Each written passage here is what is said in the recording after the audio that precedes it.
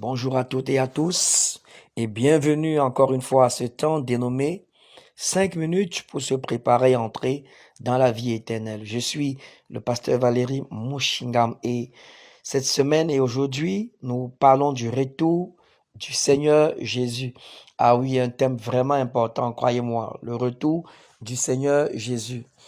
Aujourd'hui, nous lisons dans le livre des Hébreux, Hébreux chapitre 2, verset 2 à 3. Hébreux 2, verset 2 à 3. Car si la parole annoncée par des anges a eu son effet, et si toute transgression et toute désobéissance a reçu une seule rétribution, comment échapperons-nous en négligeant un si grand salut qui, annoncé d'abord par le Seigneur, nous a été confirmé par ceux qui l'ont entendu?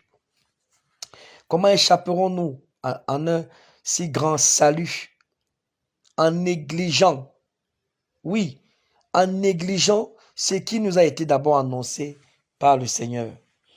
Bien-aimés, chers amis, le salut est une chose très, très importante. Le salut est à la base de tout. Vous savez, si vous voulez construire une maison et que vous négligez la fondation, vous négligez la manière de faire la fondation, tôt ou tard, cela aura un impact.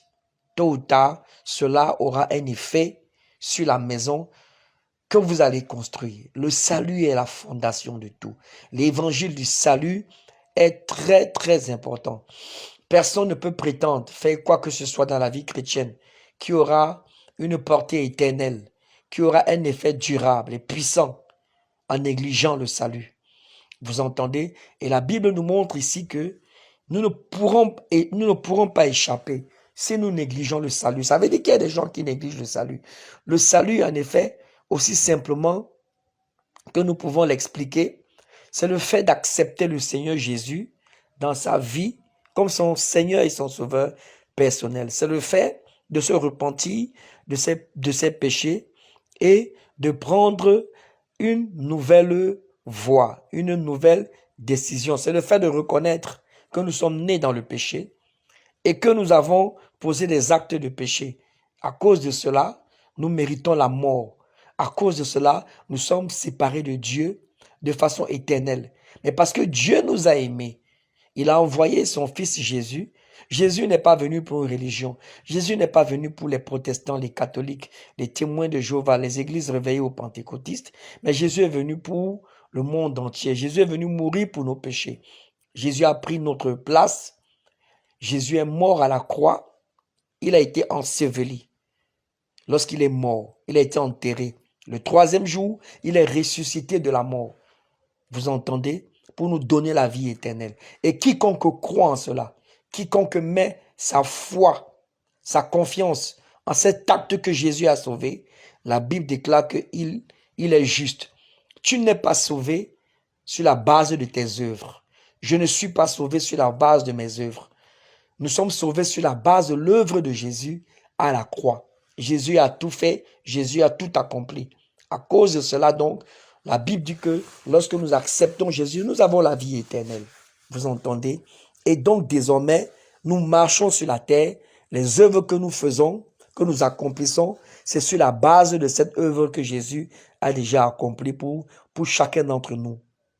Et donc, comment pourrions-nous négliger le salut? Puisque la Bible dit ce matin par ce passage que certaines personnes négligent le salut. Nous pouvons négliger le salut lorsque nous commençons à vivre d'une certaine manière dans le péché, d'accord? Et puis nous refusons de nous repentir. Lorsque beaucoup commencent à mentir, vous entendez, à mener une vie de mensonge, une vie d'impudicité, d'impureté, de corruption, et tout ce que nous pouvons imaginer, toutes ces choses que la Bible nous demande d'éviter, une vie de jalousie, d'hypocrisie.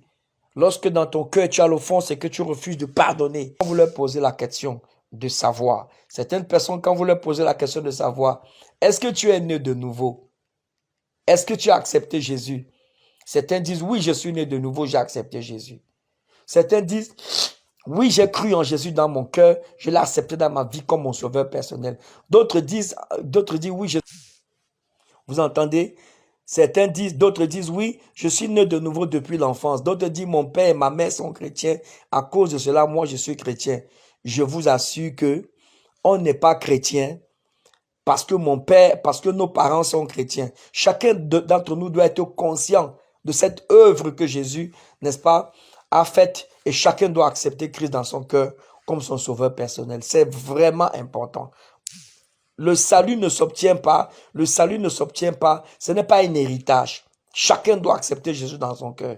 Et je veux te dire, même si tu as été baptisé, même si tu as été confirmé ou communié, et tout ce que nous pouvons imaginer, même si tu as ta carte de baptême et tout cela, et ta carte qui montre que tu es chrétien d'une certaine dénomination, c'est bien, mais ce n'est pas ça qui fait de toi que le fait que tu sois sauvé. Il faut que tu sois conscient, que tu l'acceptes dans ton cœur comme ton sauveur personnel. C'est tellement important, c'est tellement profond, mes amis. Je vous assure. Donc, si tu n'es pas né de nouveau, si tu n'as pas accepté Jésus, tu peux le faire. Simplement, c'est très simple.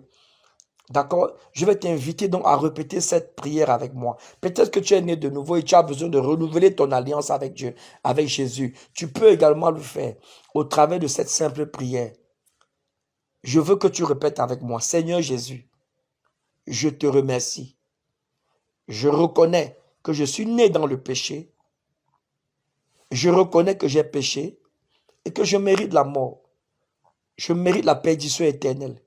Mais je reconnais que toi, tu es mort pour moi. Tu as pris mes péchés. Tu as été enseveli pour moi. Tu es mort et tu as été enseveli pour moi. Le troisième jour, tu es ressuscité afin de me donner la vie éternelle.